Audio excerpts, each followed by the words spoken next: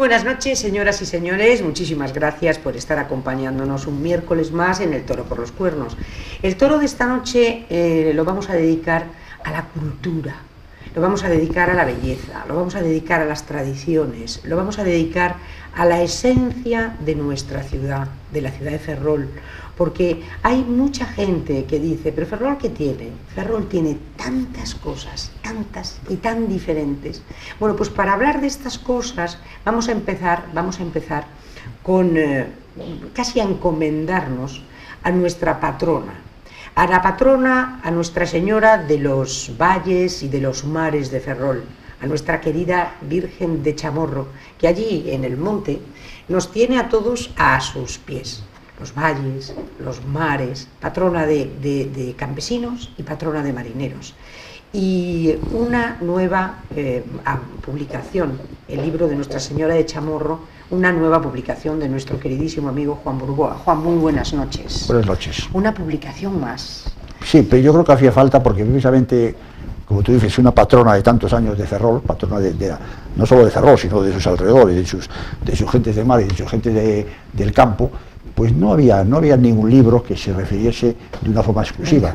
Y es una pena porque está ahí, la tenemos ahí al lado y no se había hecho nunca esa publicación. Juan, ¿desde cuándo? Bueno, tú has publicado toda la sucesión de diferentes barrios de la ciudad que has hecho, bueno, de Ferrol Bello, sí, de la Magdalena, ahora mismo Canido, que está a punto de presentarse. Junto con Guillermo Llorca. Con Guillermo Llorca. Recorremos o sea, todos los los cuatro históricos ya los tienes, ya los habéis encontrado, pero vais a seguir, ¿no? Sí, no, sí, seguiremos con La Graña seguramente, después seguiremos con Serantes, seguiremos con Garanza. O sea, hemos hecho los 4 barrios históricos de Ferrol: el barrio obrero, el barrio ilustrado, el barrio agrario de Canido y el barrio pesquero, por decirlo de una manera, de Ferrol Bello. Pero ahora tenemos que meternos, en cuanto terminemos con el de Canido, que estamos en ello, pero además lo hacemos con una característica especial, que es que siempre cogemos, pues aparte de ilustradores, y aparte desde Pipo Romero hasta Julio Ferrín y tal, buscamos siempre a unos 20 autores y autoras que nos hablen de las cosas más específicas. O sea, procuramos todos los puntos de vista y todas las sensibilidades que se vean reflejadas cuando hablamos de la cosa. Entonces, cada trabajo que hacemos sobre cada barrio, que lo hace en la edición Esembora, pues publicamos algo así como 24 trabajos en cada uno de los libros. Y todos los barrios, todos, porque luego está Serantes, y luego está La Graña, y luego La Cabana, que vas a seguir con todos ellos, sí. Pero todos están bajo el amparo de Nuestra Señora. La patrona de los valles y ¿Desde cuándo es bueno, patrona esto se remonta a antiguos, al siglo XVII, aunque no hay una constancia oficial, no hay una declaración oficial de que haya sido declarada patrona de Ferrol, como ha pasado, por ejemplo, con San Julián o con otros casos. Sin embargo, es una tradición que se viene siguiendo desde hace muchísimo tiempo. O sea, es patrona, pero se puede decir desde el siglo XVII y XVIII, y además una cuestión que quería, porque mucha gente pregunta a qué se debe el nombre de Chamorro. Pues hay 3 teorías muy curiosas. Una, la cuento la primera porque tiene mucha gracia, que es de un marinero que se estaba ahogando y decía: Chamorro, ya muero, ¿no? Chamorro, chamorro, y lo salvó la Virgen. Bien, esa es la simpática. Y la más extendida. La más extendida, sí, pero hay otras 2 que ya son más, digamos, mi buen amigo, que voy hace poco, hablaba mucho con ello, Porto da Pena, un etimólogo muy interesante de que conocía muy bien la comarca, pues apuntaba a 2 cosas. A la palabra clamores, la palabra clamor latina, porque la gente, una petición, un clamor, una petición que derivó a chamorro, en el gallego chamorro, pero otra también pudiera ser chamorro, morro cha, monte pelado. Efectivamente, también es un monte bastante pelado, es un monte muy rocoso, donde hay pocas especies vegetales, algún pino, algún tocho y tal, y entonces morro cha, chamorro, pero también clamor, del padre Sarmiento se apuntaba a clamores. Pero bueno, hay esas 3 posibilidades. Posiblemente, como pasa siempre, ninguna de ellas sea la realidad. Sea la verdad. Seguramente. ¿Y cuándo surge? ¿Cuándo se encuentra la Virgen? La Virgen, hay una leyenda de unos pastores, como pasa siempre en estos casos, hay muchos. Los montes de Galicia, las alturas siempre fueron lugares para la divinidad, fuesen divinidades, digamos, cristianas, o divinidades incluso paganas, ¿no? Por decirlo de alguna manera, la palabra divinidad pagana, ¿no? pero hay muchas historias de los típicos pastorcillos que se encuentran en una cueva tal, y parece ser que allá también por el siglo XVIII pues unos pastores se encontraron con su rebañito de ovejas y de cabras, más bien de cabras porque es un lugar más de cabras que de ovejas, pues encontraron a una virgen, se les apareció, y de ahí viene la historia. Eso ya derivó, hay 50.000 versiones, y como consecuencia de ello se hizo ahí, como era una propiedad particular, la ermita, de eso también hablaremos si quieres, es de propiedad particular, sí. Y bueno, pero sin embargo pues quedó como un lugar de culto donde fue la gente, parece ser incluso, como pasa en estos casos, que se la llevaron para el pueblo y volvió, no quiso, o sea, que eso, pero esa historia se repite, yo la he conocido por lo menos en 15 o 20 lugares de Galicia, incluso de fuera de Galicia, que es que la Virgen nace en un sitio, te la quieres llevar y no, ella vuelve a donde nació. Entonces la Virgen pues la traían para el pueblo y volvía para arriba y tal, ¿no? Esa es la historia. Y bueno, ya hicieron allá, siglo XVIII, XIX, ya hicieron ahí la ermita, la piedra oscilante donde desapareció la Virgen, está el crucero con su Vía Crucis, bueno, ya una serie, esa parafernalia religiosa que se montan en estos lugares, la romería, la merendola, todas esas cosas que hay después y tal, las rosquillas, todo lo que se deriva de ello. Y luego, ya digo, es una ermita de propiedad particular. Sí, es lo que decías tú, que es de propiedad particular, sigue siendo porque de propiedad particular, la Iglesia no ha bueno, pero es una propiedad particular muy generosa, porque entra todo el mundo que quiere. Si se abre, hombre, evidentemente es un terreno privado, o sea, todavía no es es más, eso debería ser de dominio público, podrían hacer un mirador ahí el ayuntamiento, precioso, si se lo propusiese, es un mirador impresionante y podría hacer un mirador en condiciones, pero bueno, es particular. Y evidentemente, pero también hay ciertos problemas de gente que se quiere casar, de gente que quiere bautizar, hay que trae consigo ciertos problemillas la propiedad particular, o sea, sale determinados días del año, no todos y tal, y yo creo que en ese aspecto la Iglesia, mi opinión, debería ser un poco más exigente, pero es una opinión particular que queda aquí y punto. Sí. Y entonces esto, bueno, dices que no está, como si dijéramos, entronizada, ¿no?, como patrona de la ciudad, pero sí las romerías desde entonces. Sí, de hecho y de derecho, vamos. Pero tuvo que ocurrir algo para que tanta gente fuera siempre a ese lugar, ese lugar de peregrinación, pues, que dices tú. Lo fue por la aparición esa, se corrió la voz, y se hicieron una serie de procesiones, se hicieron una serie de romerías, de tal, y el hecho de que parece ser que se trajo a Ferrol Fidao o Ferrol Villa en aquella época, y que la Virgen se volvió para allá y tal, y después pues el hecho también que pasa siempre en estos casos, que hay una piedra oscilante, y la piedra esa que se mueve, como la Virgen de la Barca y otros sitios y tal, ¿no? Entonces hay una serie de circunstancias que hacen que haya habido siempre, y el hecho de que sea precisamente patrona tanto de la gente de los mares, los pescadores, como de la gente de los campesinos, es decir, que tiene esa doble virtualidad, patrona de los mares y valles de Ferrol. Pero uno cuando llega, por ejemplo, a la ermita de Chamorro, lo primero que ve es que, bueno, está oscurísima.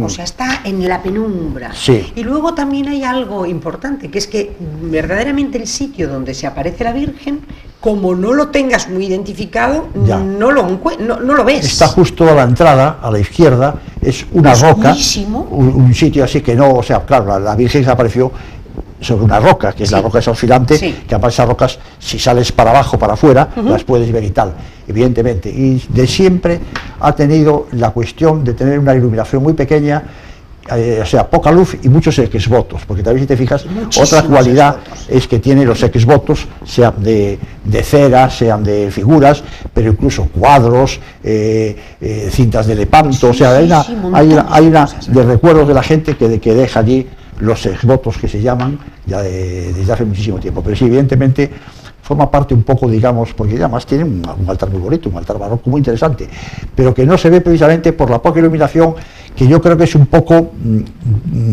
una característica propia, o sea que por mucho que se quiera, es una señal de identidad. Puede ser que haya poca luz. Sí, sí, y luego sí. lo que dices tú, claro, si no lo sabes, tienes que preguntar y que alguien te diga dónde está la cueva de la aparición de la Virgen, a donde se aparecieron los pastores, porque la iglesia la hicieron a continuación, no exactamente en el lugar donde se apareció. Entonces la cueva donde está donde se aparece la Virgen es entrando por la puertecita, a mano izquierda, justo a mano izquierda, hay como una especie de pequeña gruta, que es en donde realmente se aparece la Virgen. Se aparece la Virgen, claro, no en el altar. No en el altar, no, pasar al altar es donde la llevaron, donde hicieron un altar barroco de mucho interés, un altar, una Virgen. La Virgen también es muy discutible, ¿eh? La Virgen es una Virgen románica, muy antigua, o sea, que de lo cual demuestra la antigüedad del sitio, pero en mi opinión está un poco disfrazada, no sé si me explico. Yo estoy totalmente de acuerdo contigo, la veo un poco carnavalesca. Yo he estado viendo todavía hace relativamente poco la Moreneta, la famosa... Hombre, no tiene la categoría de la Virgen de Montserrat, desde el punto de vista artístico, no es una Virgen tan clara, pero la Moreneta está como estaba en aquella época, es la Virgen Hostal, pero la ves como era en aquella época, y en cambio esta otra la han vestido. Fíjate que el niño, tenía un niño en brazos, como la Moreneta, y el niño ahora parece que sale de dentro de...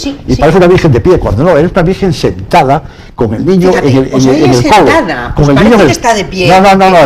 Como la Moreneta, como la de la Virgen de Montserrat, el niño en el colo, como se dice aquí en Galicia, el niño en el colo.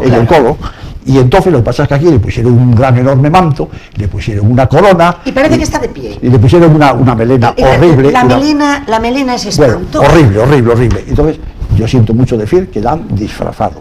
Esa debían haberla restaurado y dejarla como estaba. Lo que pasa es que estas cosas ya es muy difícil volver atrás. Lo dices y bueno, te llaman casi, no digo hereje, pero te llaman que dices que desbarras y tal. Vaya usted a verla. No, porque vaya usted a ver la Virgen de Montserrat. Habría que recuperar. Hombre, claro, pero lo que pasa es que, claro, a lo mejor al ser propiedad, porque también la Virgen es propiedad particular, depende de las... También, y la gente está acostumbrada a verla y habría resistencia a eso, yo no lo niego. O sea, la gente ya la ha visto, como ese manto dieciochesco, ampuloso, con ese pelo horrible, con esa corona y tal, evidentemente no tiene nada que ver con la Virgen románica, con que la talló el tallista de aquella época. El artista de aquella época talló una Virgen en el colo, no una Virgen de pie. Pero bueno, es lo que hay. Es lo que hay. Habría que volver a las esencias y recuperar pero no es fácil, no es fácil. Otro santuario que tú en este momento estás escribiendo el libro, que es San Andrés de Teixido. Sí, ya. San Andrés de Teixido. Y San Andrés de Teixido, que es otra particularidad nuestra, porque ya empieza siendo deliciosa la historia de San Andrés, porque era un santo pelín celoso. Sí. Un santo allí del fin del mundo, vamos. Claro, que estaba muy celoso del apóstol Santiago. Muy celoso, sí. Porque él veía que todas las peregrinaciones iban a Santiago y él decía, pero caramba, que yo también estuve aquí. Sí, pero el Señor le dijo que no se preocupase, que iría mucha gente allí, y acertó, porque mucha gente que va a Santiago va a dos sitios después. Uno va a Fisterra, Virgen de la Barca y Santuario de Fisterra, y otra viene aquí a Teixido. O sea, que mucha de la gente que va a Santiago remata esas peregrinaciones. Hombre, no tiene la categoría de peregrinación de Santiago, pero Santiago le dijo que no se preocupase.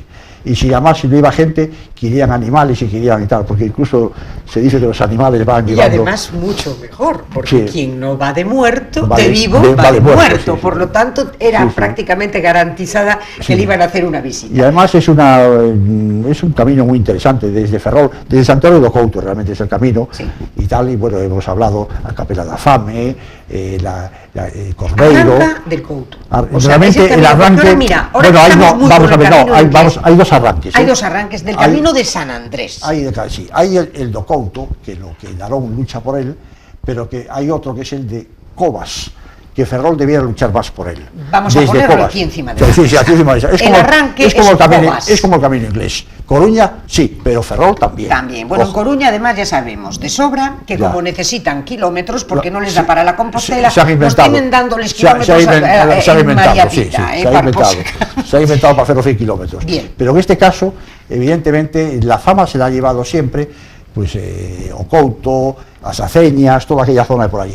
Pero no hay que olvidar que este camino también nace en Covas, en el santuario de la isla de Covas, y que sigue después... En el santuario ¿cómo se llama, hombre? San Cristóbal.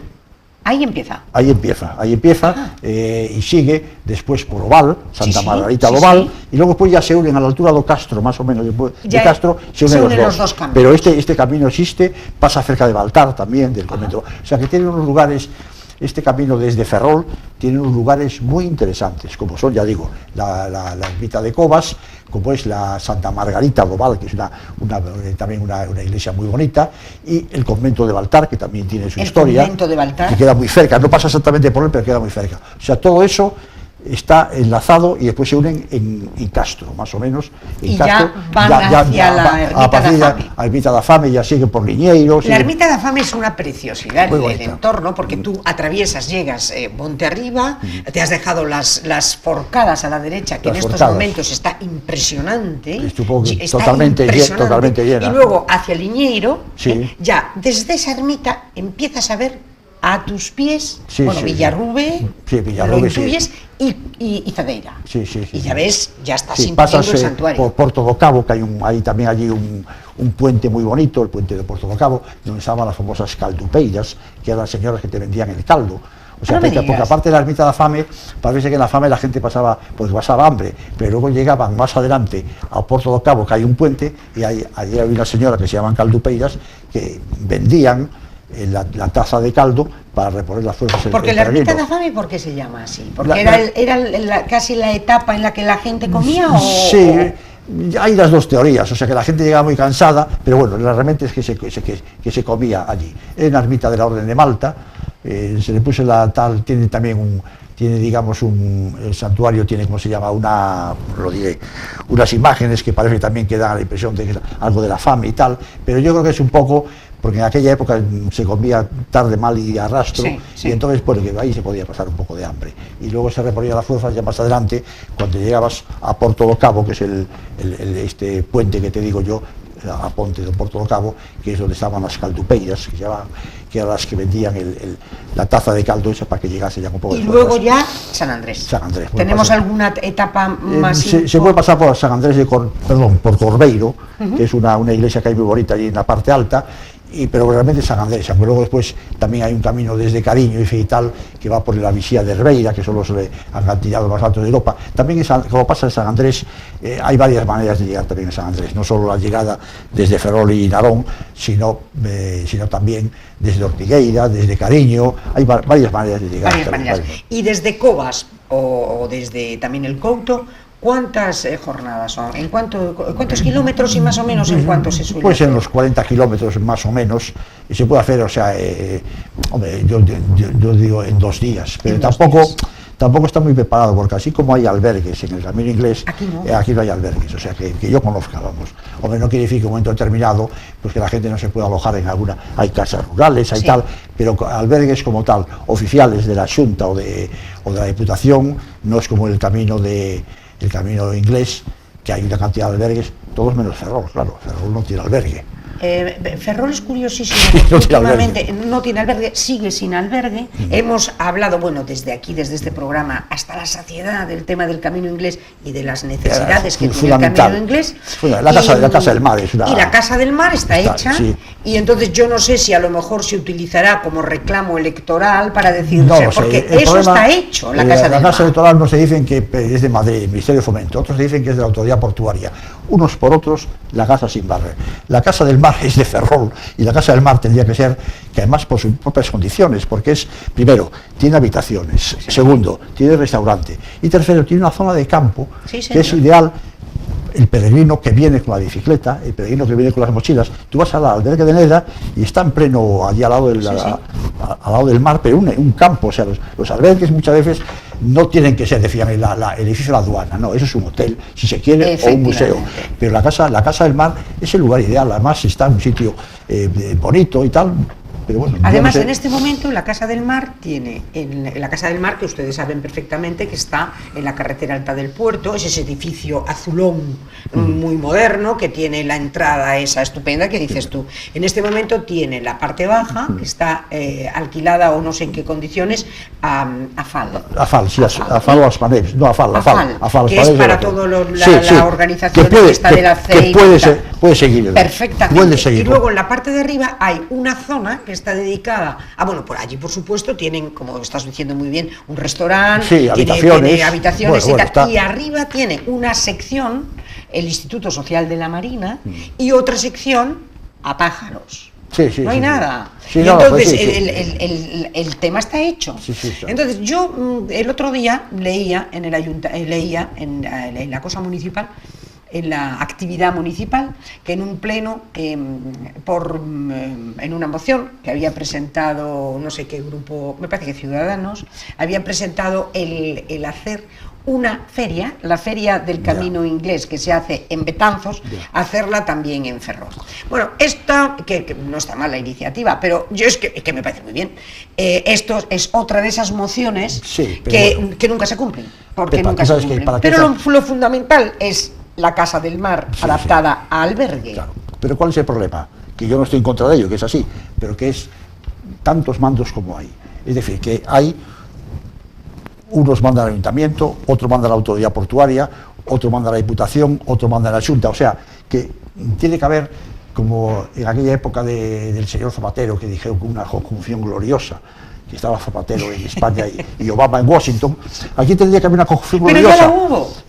Ya la hubo. Bueno, pues hubo una conjunción gloriosa porque estaba gobernando Mariano Rajoy en Madrid, gobernando Núñez Feijóo en la Junta, gobernando la Diputación, este chico que es de aquí de Ferrol, Diego Calvo. Sí, este Diego chico. Calvo, sí. Gobernando en el Ayuntamiento de Ferrol, José Manuel Rey Varela. Y gobernando en el puerto. En el puerto, sí, perdón, sí. Vilariño. Vilariño, sí. Era la conjunción. Gloriosa. Gloriosa. Pues ni con eso se consiguió. Déjenme ustedes conjunciones gloriosas. Entonces, y trabajen. Al pan de bueno vino y hagan ustedes lo que tienen que hacer. Claro, entonces, por eso decía yo que no mismo ahora, pues van, pero ahora en este pandemonium electoral que nos vamos a encontrar el 28 con elecciones generales y en Valencia, y luego en mayo con elecciones europeas, con elecciones de estas de los ayuntamientos y tal. Hay que arrimar todos el hombro en el mismo sentido. Y eso es una pena que... Pero yo creo que hay mucho despistado aquí, porque hablábamos al principio que cuando hablamos un poco de la ciudad... También hay mucho despiste calculado, ¿verdad? Sí, o sea, hay mucho despiste calculado, o sea... ¿Te parece? A mí me da la impresión. Sí. O sea, gente que se despista, no quiere saber nada, bueno... Pero en fin, hay mucho que arreglar y con el tema... Pero eso sería fundamental. Sí, fundamental. Infinitamente más importante que el que traigan una feria o la dejen de traer. Por supuesto. De todas maneras, yo también digo una cosa, es una pena que tenemos ahí la CIMO, es un sitio infrautilizado, un lugar que fue feria de muestras, y es una pena como está. Qué pocas ciudades pueden tener unas instalaciones tan cerca, con un aparcamiento, con un restaurante y a unos pocos centenares de metros de la ciudad. La FIMO, desde el punto de vista de situación, lo que pasa es que se ha ido perdiendo, se ha ido yendo de allí la gente, pero la FIMO... Mira, uno de los grandísimos o gravísimos problemas que tiene esta ciudad es que las cosas que se han conseguido, porque conseguir lo que se llamaba la Feria Internacional de Muestras del Noroeste, fue una pica en Flandes, cuando se consiguió pues en los años 50 o algo así. Entonces, eso fue una pica en Flandes. Se consiguió por la amistad del entonces presidente de la Cámara de Comercio, que se llamaba Colón Antón, y que en algo me toca, y porque era muy amigo, aparte de familiar, de Juan Antonio Suárez, entonces presidente del INI y ministro de Industria y Comercio. Bien, gracias a esa relación se trajo aquí la feria, y la feria estuvo funcionando y muy bien durante muchos años. Luego hubo un terrible, cuando en Ferrol empezó a ser desarbolada, entonces se quiso primar, ya estaba Manuel Fraga de presidente de la Junta, y aquí se quiso primar pues a la zona de Pontevedra y a la zona del sur, de La Coruña hacia abajo. Entonces dejamos de existir el norte, porque Ferrol dejó de ser importante para nadie. Y ahí fue cuando se potenció la famosa Feria de Silleda. Al potenciarse la famosa Feria de Silleda, dejaron sin razón de ser a la Feria de Muestras. Sí, quedaron pequeñas ferias, la Feria del Caballo, la Feria no sé qué, pero equinoccio, pero ya no dejó de ser la Feria. ¿Y por qué se quiso potenciar Silleda? Pues porque entonces a Cuiña le venía muy bien, y entonces aquí todo el mundo hizo caldo gordo. Por lo mismo. Silleda y Lalín era lo que... Era lo que molaba, que dirían nuestros niños de hoy. Bueno, Silleda y Lalín, va. Es lo mismo que cuando quisieron convertir nada más y nada menos que a ¿cómo se llama? Villalba en puerto de mar. Sí. De repente se pescan merluzas y maravillosas robalizas, sí, porque resulta que la Transcantábrica, en vez de venir por donde tendría que venir, con la anuencia de todos los alcaldes que dijeron amén y se plegaron, sí, a lo cómodo que era decirle amén a don Manuel, como, sí, decían, sí, todos, sí, ellos, pues sacrificaron sus propios pueblos, venga, y sus historias. A Villalba, sí, sí, dejando, sí, totalmente desconectada la cornisa. Y lo mismo en Ferrol. Ferrol, sí, sí, aquí, sí, hemos tenido una sucesión de alcaldes, sí, del Partido Popular que han hecho la vista gorda y le han aplaudido, sí, a todas las ocurrencias, sí, que tenía, pues se ha juntado con cosas, todo lo que era las industrias, perdón, todo lo que era la Cámara de Comercio fue un desastre, con el señor Gato y con otra gente, un desastre, fue todo, se ha desarbolado lo que era, digamos, una contorna que de alguna manera hizo muchas cosas y que tenía muchas posibilidades. Oye, teníamos una infraestructura industrial, sí, sí, sí, muy importante, sí, además, y que se dejó morir llena de pabellones, sí, sí, una serie de sitios, de salas de exposiciones, a muy pocos centenares de metros del centro, aparcamiento, restaurante.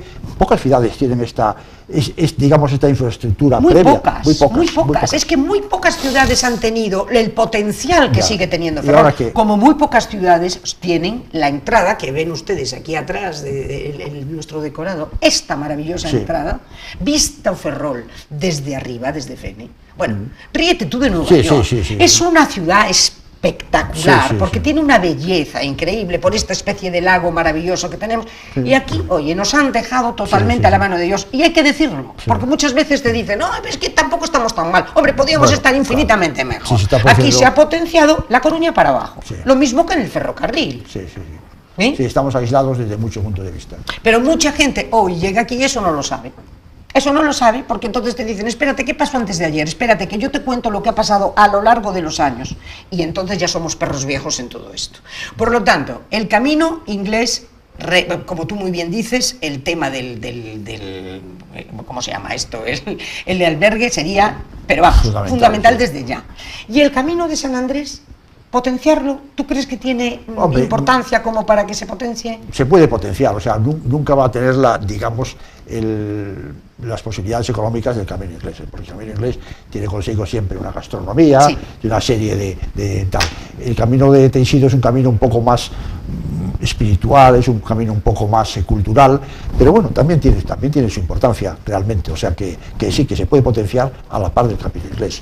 Ahora, yo digo, sin embargo, pienso que el camino inglés sí que es una de las, digamos, una de las señas de identidad de Ferrol, igual que el museo o igual que tal, que el modernismo, la ilustración, que hay que potenciar de alguna manera. Señas de identidad de una ciudad que tiene muchísimas, y lo hablábamos antes de empezar el programa, y tú lo empiezas a decir, en este momento, la ilustración básica, pero es que la ilustración es el arranque, sí, sí, sí, de todo lo que estábamos hablando tú y yo antes. Sí, por supuesto, el modernismo que vino después, la cultura obrera, que no se puede negar tampoco, derivada de esa Navantia y de esa digamos, de alguna manera, industria naval. No se puede negar que Ferrol tiene una Semana Santa y una religión popular muy interesante, que Ferrol tiene las rondallas o las pepitas, depende de cómo le llamemos. O sea, Ferrol tiene una serie de señales de identidad que todo eso hay que potenciarlo. Aparte, es una ciudad de pintores, es una ciudad que ya se podría discutir si hay una escuela de pintor específica de Ferrol o no. Eso daría, no solo para este programa, sino para 10 programas más y tal, ¿no? Hay mucha gente que ha hablado sobre ello, pero que Ferrol tiene una riqueza pictórica, tanto de los pintores desde Sotomayor y Villamil, hasta todos los de hoy, Bello Piñeiro, Máximo Ramos y tal, que también, o sea, pero todo eso que nos lleva, hay que hacer un museo de la ciudad. Ahí va. A un museo de la ciudad. A un museo que tiene cualquier ciudad gallega de cierta localidad, de cierto tamaño, tiene un museo. Y Ferrol tiene un museo naval, bien, tiene un museo de la construcción naval, bien, tiene un museo de la Sociedad Gallega de Historia Natural, bien, tiene muchas cosas, pero no tiene un museo de la ciudad. Efectivamente. Y entonces hay que pensar en ello, y yo no quiero tampoco decir dónde se puede hacer o tal. Hace 2 años y medio, lo voy a contar ya por última vez, me da un poco de vergüenza decirlo, Guillermo Giorgia y yo mismo hicimos una propuesta de hacer un museo en Ferrol con todo esto que te dije, ¿no? De ilustración, modernismo, cultura del trabajo, Semana Santa, religión popular, toda la riqueza de Ferrol. Y entonces propusimos, y se firmado con el apoyo de las 18 sociedades más importantes de Ferrol, menos una, el que quiera que me pregunte cuando salga aquí quién era esa menos una, que no quiero decirlo, pero 18 entidades de Ferrol, de la derecha a la izquierda, firmaron lo que nunca se vio. El Ateneo firmó con el Casino, y Fukubusiano firmó con la SAF, firmaron, los que nunca firmaron juntos, nos apoyaron todas, lo presentamos por registro, esa propuesta, al alcalde, al concelleiro de Cultura, Basterrechea, a la concelleira de Patrimonio, Rosa Méndez, y a los 5 jefes de fila de los 5 partidos, desde Ciudadanos hasta el Bloque, a 8 personas por registro. Estamos esperando la contestación. ¿No os contestó ninguno? Sí, pues yo simplemente quiero decir que esos 8 señores y señoras son unos maleducados. Y lo digo aquí, porque no está mi hija para reñirme. Entonces, sí. son unos maleducados. No ha contestado, por lo menos te contestan. Yo cuando trabajé muchos años en la administración, te contaba que se contaba una mentira piadosa. Lo tengo sobre la mesa, estoy a punto de verlo. Qué interesante, ya te contestaré. Y luego después, si te he visto, no me acuerdo. Pero es que ni siquiera eso, no contestaron.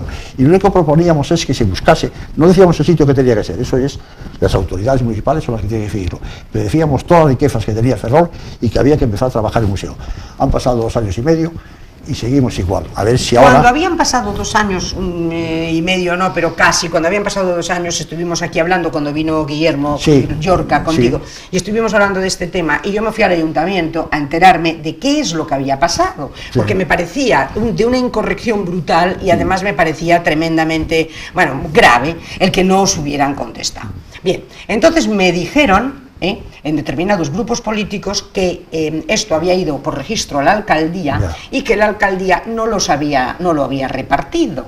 Pero por otro lado me dijeron, te hablo de antes del verano, que iban a tomar nota, y que iban a hacerse con ese escrito para contestaros hasta hoy. Bueno, entonces ¿qué ha pasado en la alcaldía? Que no lo, porque han hecho, algún miembro de la alcaldía lo han hecho hijo adoptivo de la ciudad, o sea que lo han hecho por eso.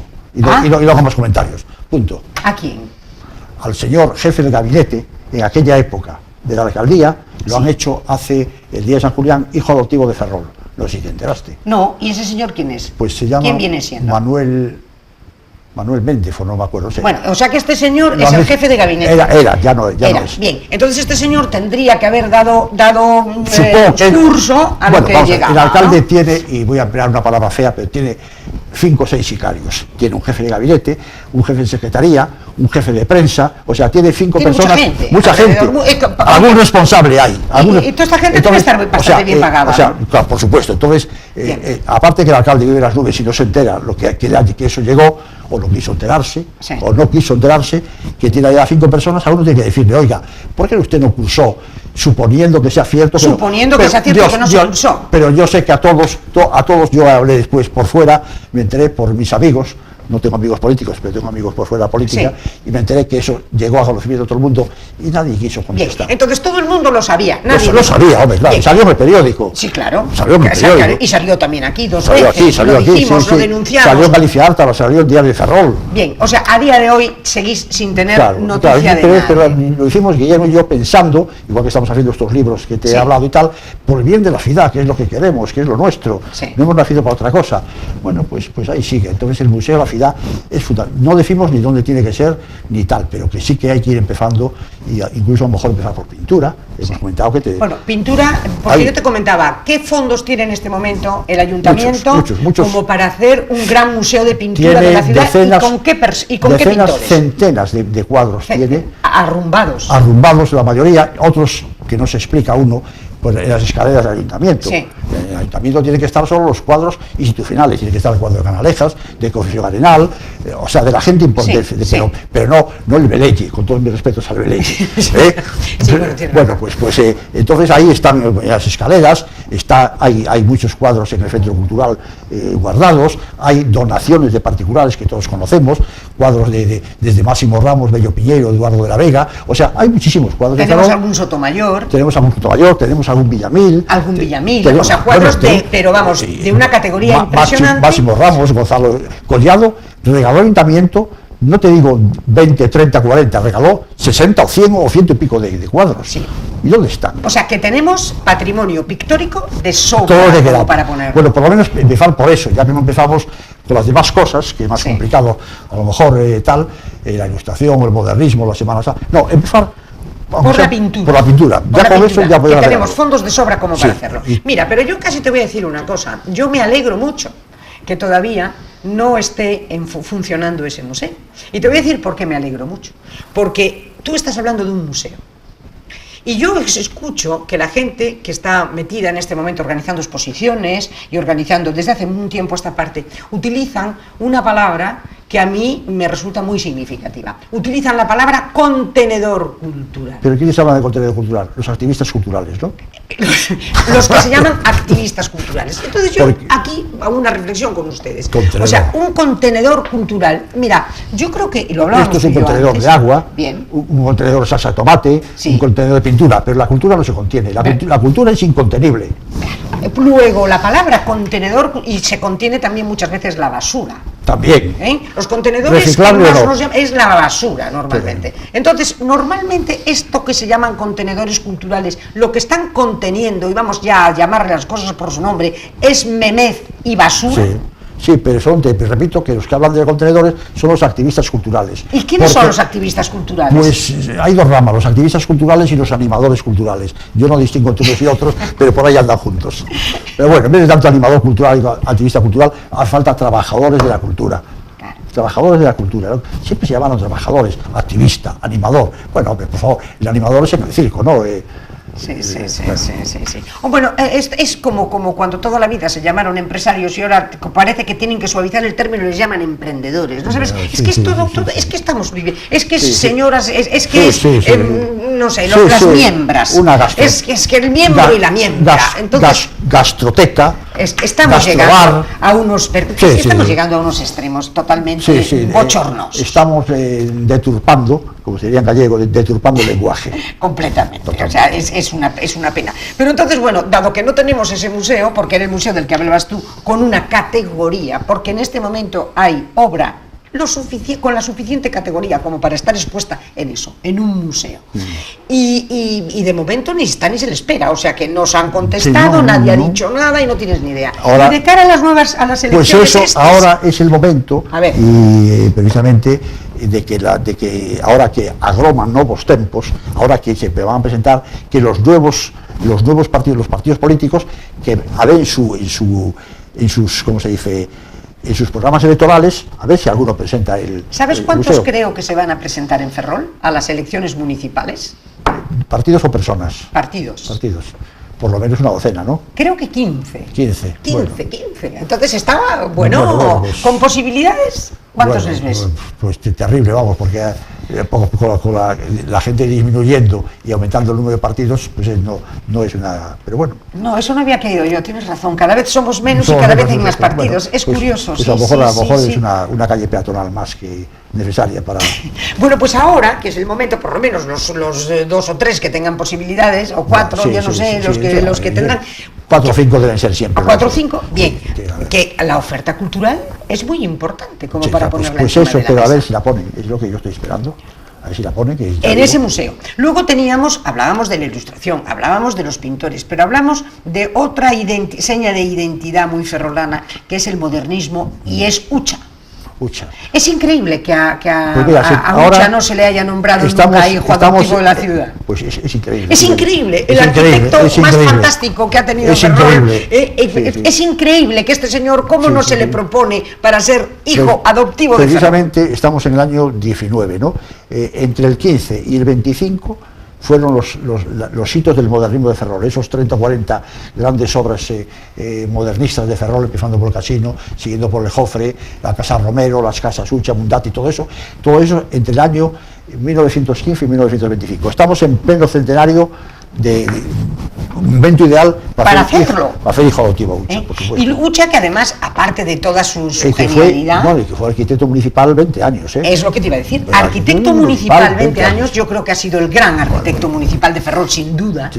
Y este señor, no solo aparte aparte de sus diseños maravillosos, oye, ¿cómo transforma el tema de la galería? Totalmente, sí, la galería que es una característica propia de Galicia en general, porque vas incluso a cualquier pazo tal, siempre la galería orientada al sur, siempre para tal. Pero dentro de Ferrol, esa triple función que hemos comentado ya, ¿no? Esa triple función, por una parte, de aislamiento, que hace que la parte cálida sea dentro y la parte fría esté fuera. O sea, es muy bien, hace muy bien, pero también de zona de asomarse al exterior, el costurero, que se llama otro sitio, que se sentaba la gente y ve pasar y tal, ¿no?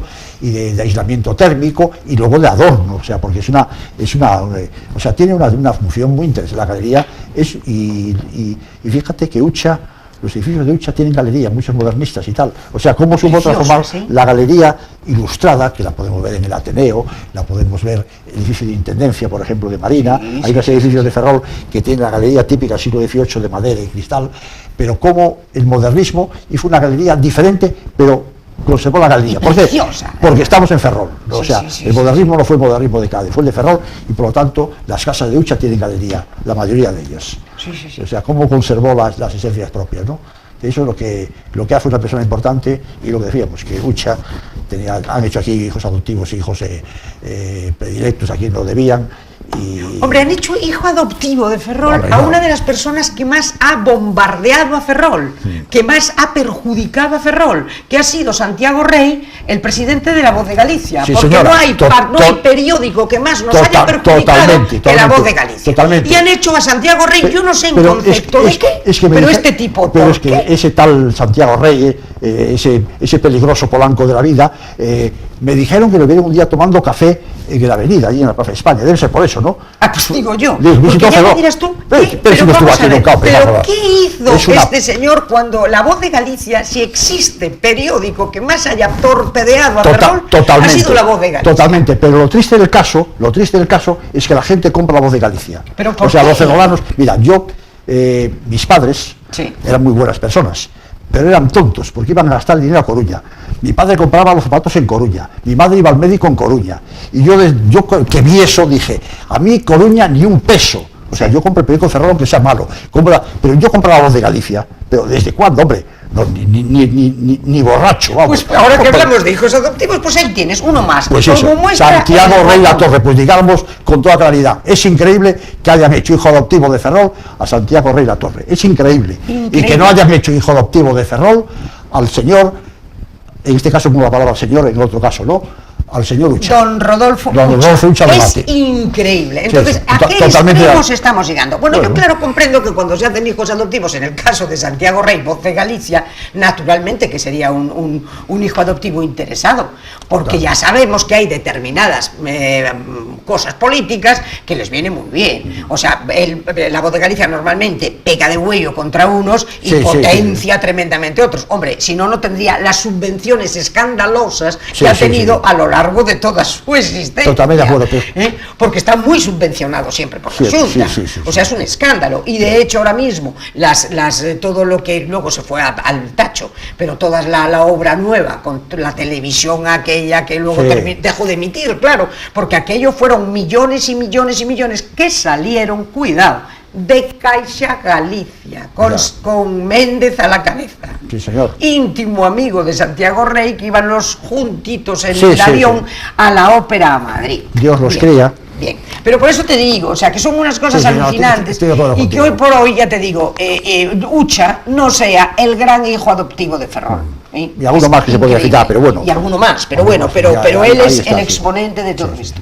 Bien, y entonces eso por otro lado, el tema hablamos de la ilustración, hablamos del modernismo, otra seña de identidad importantísima de Ferrol, Juan. Hombre, yo creo que has citado las dos, en el medio la cultura naval. Bien. La cultura naval que tiene tanto lo que es la construcción naval en sí, representada más o menos por la exposición naval y por el Museo Naval, pero también por la cultura obrera, o sea, la cultura o la cultura del trabajo, como quieras llamarle. Eso pues ha creado también una cierta manera de ver y de hacer las cosas que es muy interesante. Ferrol es una ciudad en ese aspecto, tanto del aspecto naval como del aspecto industrial, que tiene un gran interés. Dentro de esa cultura obrera podemos meter la Escuela de Aprendices de Bazán, que fue tan importante. Aquel edificio tan bonito, que el señor Martorell se lo cargó para hacer un aparcamiento, así de claro que decir, o sea, mucha gente... Sí, hay que ponerle nombre y apellido, mucha gente me dice, se dice el pecado pero no el pecador. No, se dice todo. No, se dice el pecado y sobre todo se dice el pecador. Claro. Y el señor Martorell mandó tirar una escuela obrera que era una maravilla, aparte de la historia propia que tenía, de que ahí estuvieron mucha gente trabajando, mucha gente aprendiendo, mucha gente estudiando, un edificio precioso. Y para nada, porque vas a donde estaba y es un descampado para aparcar, porque si fuese para hacer un dique, para hacer algo, nada, mentira. No se hizo. Entonces, la escuela obrera, por ejemplo, sí. Que era, fíjate tú, y la escuela obrera de la que luego de toda esa cultura de Bazán y tal salió la famosísima filarmónica del Padre Fanego, sí, señora, que ahora enlazamos con la música, porque también si es ciudad de pintores y de grandes escritores, también es ciudad de músicos. De músicos, de música popular también mucho, las rondallas, pero también de los coros, no hablemos ya de las armonías, añoranzas, y todas esas cosas. Una ciudad muy musical, Ferrol, evidentemente, desde los tiempos de Gregorio Baudot y después más adelante este señor de Pampiana, que fue un gran hombre, Ramón Sánchez Dopico. Sánchez Dopico, que extraordinaria persona, encantador. Y de luego el padre Fanego. Y el padre Fanego. El padre Fanego, que creó el coro aquel que actuaba en San Julián y en todos los sitios que hiciese falta, que Ferrol es una ciudad muy musical. Es que Ferrol es una ciudad con una identidad propia, pero muchísimas cosas podemos hablar, hemos hablado de eso, pero también podemos hablar de la Semana Santa, o sea, la Semana Santa, pues con vivero, además tiene la ventaja Ferrol de que ha recibido el aporte, al venir mucha gente de fuera, pues tiene un poco de castellana, un poco de andaluza, un poco de cartaginesa. Yo como he estado viviendo en esos sitios, he vivido en Valladolid, he vivido en Cádiz muchos años, he vivido en Cartagena, he conocido las Semanas Santas, y entonces, pues de todas tiene un poquito. Claro, la gente que venía ahí, pues traía, entonces ves que tiene ese pequeño aporte, pero con las señales propias de Ferrol y tal, ¿no? Entonces la Semana Santa de Ferrol es una Semana Santa muy característica también, de una gran tradición. Entonces yo creo que Ferrol tiene muchas cosas que enseñar y que todo arranca de nuestro ADN, de nuestra razón de ser, que es en aquel momento, siglo XVIII, cuando de repente se dan cuenta de que después de mirar por todas partes el gran puerto, el puerto ideal es Ferrol, precisamente porque es un maravilloso lago interior con esa tan estrecha zona de entrada, ¿no? Entonces es el puerto ideal, es Ferrol, el puerto ideal de la ilustración. Entonces se cree y se diseña exclusivamente en plano una ciudad maravillosa, única, alrededor y específicamente para eso. Todo, específicamente para eso. Eso nos hace únicos. Y una característica muy especial, que no hemos hablado todavía de ella, que es muy interesante, es que Ferrol fue un crisol de gentes. Importantísima, por eso era tan cosmopolita. Tú sabes, por ejemplo, de los Williams, claro, los ingleses que vinieron aquí, gran aporte inglés, pero gran aporte francés, pero gran aporte de canteros de Pontevedra, pero gran aporte de comerciantes maragatos. O sea, Ferrol, si empiezas a mirar un poco... Y gran aporte de agricultores que venían con todo el tema... castellanos y andaluces. O sea, Ferrol ha sido un crisol de culturas terrestres, o sea, ingleses, franceses, maragatos, pontevedreses, canteros, los que vinieron a trabajar aquí, o sea, vino gente de todas partes. Sitios. Hicieron el gran No Ferrol, sé, todavía no se estudió si hubo judíos en Ferrol, es una comedia estudiarlo, pero hay una calle en Canido que se llama la calle de la Estrella, que me da que pensar que ahí hubo algo de judío, pero es lo que queda por estudiar hoy en día. Pues yo creo que tendría que haber, porque los judíos han aportado siempre también, una riqueza impresionante. Es lo único que me queda, pero además... La calle de la Estrella. La calle de la Estrella, y eso es una clásica, digamos, una huella de que ahí pudo haber algo. Pero bueno, los maragatos. Alguien tiene que estudiar la presencia de los maragatos de Ferrol. Ha sido impresionante. Los hombres que traían los dineros y bueno, pues, hicieron muchísimo por Ferrol. Y después los comerciantes que vinieron. Bueno, Ferrol en ese aspecto ha sido un crisol de gente. Y luego en el siglo XIX la primera ciudad de Galicia. La primera Alameda del XVIII es la que tenemos nosotros, señores míos, cuando en el resto de Galicia, que ahora mismo parece que nos desprecia. El primer cementerio municipal extramuros. Efectivamente. Sanitario, o sea, un cementerio...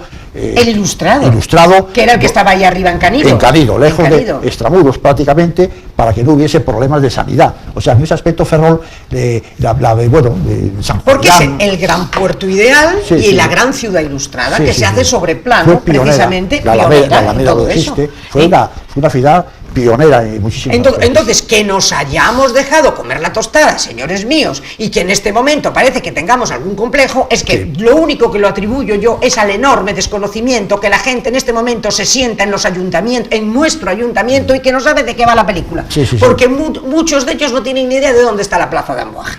Entonces, habría que pedir cierto, ¿cómo te diría yo? Cierto ferrolanismo a la hora de pretender sentarse en ese ayuntamiento. Porque así nos ha ido, entre lo plegados que han estado los partidos políticos, y es que nos han destrozado, nos han destrozado lo poco que tenemos, y a eso no hay derecho. Y se han cebado desde Coruña en muchos sitios, y los hemos dejado pegar palos. No te quiero ni contar cuando se empezaron a llevarse, pues desde los cañones aquellos maravillosos que se llevaron a La Coruña, porque simplemente se los regaló Couce Pereiro. Es que aquí ha habido por todos lados. Y mira que Couce ha sido de los mejores. Y algunos los desguazaron. Desguazaron. Entonces, fíjate. Y en cambio Coruña ha hecho ahí en San Pedro una maravilla. Claro. Pero no solo eso. Y en Galatea, ¿dónde está Galatea? Cientos de ferrolanos. En Edimburgo. Cientos de ferrolanos que hicieron la mili ahí y que ahí contra maestres y suboficiales, pero cientos de ferrolanos pasaron por ahí, se lo han llevado aquí, en Galatea, pero como eso todo. Y ahora con esta reflexión, y reflexionando ustedes en casa y todo esto, y yo digo una cosa, porque yo siempre me he querido oponer a algo cuando me dicen, es que la culpa la tenéis los ferrolanos, y yo digo, pero verdaderamente tendremos la culpa nosotros. Por un lado, las opciones que hay son las que hay, entonces, ¿qué haces? ¿A quién votas? Pero por otro lado, si votas a unos te salen ranas, y si votas a los de enfrente te salen más ranas todavía. Entonces, ¿qué podemos hacer? Hay un Ferrol fuera de Ferrol que habría que traer a Ferrol. Y estoy hablando también, tanto hablan aquí de Carballo Calero y Torrente Ballester, pues todo está en Santiago. Todo está en Santiago. Toda la bibliografía y todos los trabajos, pero de muchos más, que te podría hablar de Fontaine Leal, o de Ictinio, o de Camino, de mucha gente de Ferrol, que todo está fuera de Ferrol. Pero te pongo dos ejemplos clásicos. Carballo Calero, que lo único que hace aquí es conservar su casa en ruinas, y Torrente Ballester, que lo único que hacen es conservar una ruta cultural, pero está en Santiago. Pero claro, Torrente, lo que ocurre es que los herederos de Torrente firmaron ese convenio con el ayuntamiento, porque parece ser que por cuestión de unas pesetas arriba o abajo, preferían, pero ahora mismo eso está en Santiago cerrado. Mira, yo tuve cerrado. Mi hija acaba de terminar la carrera de farmacia, estuve yendo a Santiago unos 6 años, más o menos. No conseguí ver abierta la Fundación Torrente Ballester. Es que no está abierta, es que está cerrada siempre. Es que está cerrada. Para eso, y lo de Carballo Calero está en el Parlamento de Galicia. ¿Y qué hace? Allí. ¿Y qué hace allí? No se puede ver. Por eso yo pregunto, pero bueno, como ¿realmente tenemos lo que nos merecemos? Ya. ¿Tú qué contestas? Hasta lo de Pérez para allí está en Fene, lo que dijiste tú de Sisto Seco está en Santiago, lo de Dictinio de Castillo está en Murcia. Los herederos muchas veces son los que llevan a otros sitios. Son los que se llevan a otros lados, y no se puede hacer. Pero bueno, pero lo que podíamos, pero sin embargo volvemos al tema del ayuntamiento. Los fondos que tenemos dentro del ayuntamiento no están ni siquiera expuestos y son dignos de estar expuestos, ¿no? Ahora, hay un Ferrol fuera de Ferrol, claro, y ese Ferrol, ¿quién habla de recuperarlo? Nadie. López Seoane. En Coruña, todo el Museo de Ciencias, el mejor naturalista de su época, todo en Coruña. Yo hice una vez un artículo, me acuerdo, para una revista de aquí de Ferrol, de cuyo nombre no quiero acordarme, que lo titulé Ferrol fuera de Ferrol. No lo di terminado. Porque era increíble. Empecé por Galatea, terminando por todos los fondos de la gente y tal. Montefaro, no es Ferrol, pero Montefaro. Montefaro es un convento precioso. Precioso. Pero los mejores piezas históricas están en el Museo Arqueológico de Coruña. Una maravilla, Claro. Una maravilla que hay que ir allí a verlo. Pero quien dice eso, dice 50.000 cosas más. El Tesoro Bedoya, que todo el mundo ha oído hablar de él. El Tesoro Bedoya. El Museo de Pontevedra. Por eso digo. O sea, yo empecé a hacer el artículo, que lo titulé Ferrol, yo muchas veces escribo en gallego también, que me gusta mucho, Ferrol fora de Ferrol. Y no lo di terminado, y me llamaron de la redacción de la revista a tal, es que no lo terminé. No puedo, es que sigue habiendo más cosas. Sigue habiendo más cosas, lo llevé sin terminar. Y yo no sé cuántas hojas fueron. Pero te digo, es la pena, lo de Ferrol fuera de Ferrol. Pero Ferrol fuera de Ferrol en cuestión de cultura, pero luego en cuestión de urbanismo es que te quedas alucinada. Porque, por ejemplo, una de las calles más preciosas que tiene la ciudad, no por nada, sino porque desde ellas se domina toda la ensenada de la Malata y toda la Cabana y toda la Graña y toda la Boca de la Ría, es la calle Celso Emilio Ferreiro. Y la calle Celso Emilio Ferreiro es una vergüenza, como está, una vergüenza. Y llevamos corporaciones tras corporaciones y nadie hace absolutamente nada. Entonces, es que son unas cosas la que misma carretera alta del puerto, ahí hay una esa es zona preciosa, la zona de la carretera, pero Celso Emilio Ferreiro tiene la curiosidad de que es que conecta Canido con la carretera alta del puerto, y todo a tus pies es ese maravilloso espectáculo de esa ría impresionante que tenemos. ¿Y tú te has fijado que han hecho una vez, hace años, un puente que atraviesa la parte, hijo, y que no hicieron lo que tenían que haber hecho, que era unirlo con la Casa del Mar? Ese puente debía haber ido ahí. Perfectamente. En vez de haberlo, lo que hicieron, que no lo utiliza nadie, ahora sí ya porque hay un peligro, no dejan pasar y tal. Pero bueno, que prácticamente por arriba no va nadie. Si en cambio ese puente lo hubiesen hecho para el otro lado, hubiese sido mucho mejor. Sí, completamente. Por eso digo que es que tenemos, insisto, y vuelvo a repetir la pregunta, casi retórica, ¿tenemos lo que nos merecemos? Canido tiene una zona potencial ahí arriba, ahí podría haber una ciudad residencial francamente interesante, ¿eh? Y es una pena que Ferrol, que en teoría tiene una riqueza terrible, que es la Marina, que es la universidad, esa universidad, yo siempre digo, tan cerca y tan lejos de la ciudad, tan cerca y tan lejos. Pues, tan cerca y tan lejos, porque está muy lejos. Está lejos. Y mira que está ahí. ¿Por qué está lejos? Pues empezó al principio con una serie de... Más cerca estaba... Yo creo que no acertaron tampoco, a lo mejor las carreras que buscaban. Bueno, tiene la parte esa técnica, sí, lo que es, pero enfermería también, o sea, hay una serie de carreras, pero humanidades fue un pequeño bluff que no cuajó. Pero bueno, la universidad debía de estar mucho más cerca de la ciudad, una época, en la época de Aulas No Camino, tal, que aún trabajaba con la ciudad, la cátedra Jorge Juan estaba un poco más unida, ahora está un poco más separada. Hicieron algún simposio, algún congreso sobre el patrimonio de Ferrol y tal, pero les ha fallado esa unión, ese engarce. Es que yo creo que no está vinculada. No está vinculada, por eso porque digo, muchos de sus catedráticos viven en La Coruña, y no están aquí, no están a pie de calle, no están a pie de casa. Bueno, pero yo me quedé, mira, uno de los potenciales de Ferrol muy importantes, importantísimos es el turismo. El turismo es vital. Bueno, yo lo único que oigo son quejas de esa cosa que se llama la empresa mixta de turismo, que creo que tiene un 90 y tantos % el ayuntamiento y un 0,0 no sé quién. Bueno, pues esa famosa empresa mixta de turismo, yo lo único que recibo son quejas. Quejas, porque desde pues la persona que dirige esa escuela, esa empresa, que no vive ni en Ferrol, que vive parece ser en La Coruña y que está parece ser desvinculada, no se han presentado en el tema de Fitur, por ejemplo, cuando se presentó aquí la Semana Santa ni aparecieron, o sea que yo lo que veo es que a Ferrol, falta... Pero ¿qué es lo que está pasando? Pero por parte de quien tiene que organizar la vida de la ciudad. O sea, yo creo que toda la responsabilidad la tiene el ayuntamiento. Un puerto deportivo, Ferrol. Fíjate tú. Un puerto deportivo. Que Ferrol no tenga un puerto deportivo en condiciones, con la magnífica rada dentro de la bahía y la ría que tiene. Un puerto deportivo sería extraordinario, más con la potencia que puede dar la ayuda de la Marina y tal. Eso lo prometió, lo prometió Núñez Feijóo hace 4 años, hace 8 años, hace 12 años, o sea... El puerto deportivo con Marina Seca para intentar hacer un poco lo de La Rochelle, que se de alguna manera hicieron, era una ciudad muy parecida a Ferrol, con un problema serio de ¿cómo se llama?, de diversificación industrial, y fíjate tú el potencial que sería, teniendo como tenemos el puerto carbonero en desuso allí en la Malata. A eso me refiero. Ese maravilloso puerto que ya está hecho. Hacer ahí una... Sí. Bueno, pues pasan los años, vienen los alcaldes, prometen, y esto ya te digo, Feijóo lo prometió, pues me parece que de 12 años es reiterativo, puerto deportivo, y nada. Bueno, hay muchas cosas que hacer, y se pueden hacer muchas cosas, pero no se quieren hacer. Necesitaríamos otro programa para hablar de eso. ¿Tú crees? No, pero quiero decir que hay muchas cosas que hemos metido aquí, pero se quedan en el tintero cosas que, bueno... muy importantes y que están ahí. Bueno, ¿tenemos remedio o no tenemos remedio? ¿Tú cómo lo ves? A ver, vamos a ver, hay elecciones ahora, a ver lo que comentábamos, a ver qué nos ofrecen los nuevos a los que salen ahora, a ver qué nos... ¿Y tú crees que nos van a ofrecer algo que tenga visos de hacerse realidad? Porque pues a ver contarnos cuentos, nos cuentan cada 4 años la parrada. Pues a ver si lo hacen, porque ya es hora de ello, pero bueno. No lo sé. Yo estoy muy escéptica, pero te agradezco mucho que estés aquí.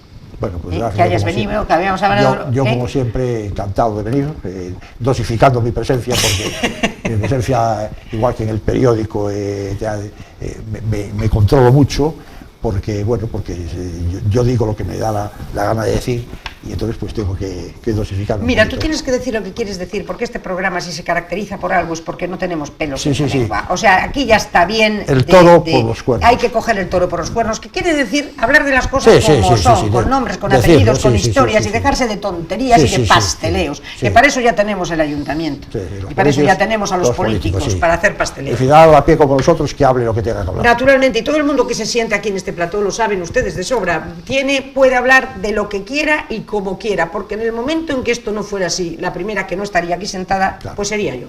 Luz y taquígrafo, siempre. Muchísimas gracias, a ti, Juan. Pepa, y hasta otra ocasión. Y a ustedes ya les digo, les voy a dejar con la pregunta esa reiterativa de la noche. ¿Tenemos lo que nos merecemos? Piénsenlo, porque a lo mejor vamos a tener que llegar a esa triste conclusión. De todas formas, yo aquí me encomiendo a Nuestra Señora de los valles y de los montes y de los ríos y de los valles, a Nuestra Señora del Nordés, a nuestra Virgen de Chamorro, que nos proteja, porque falta hace, y sobre todo que ilumine a los que se sentarán dentro de poco tiempo en el ayuntamiento, para que dejen ya de tener tanta cara y empiecen a luchar por Ferrol, que falta nos hace. Gracias.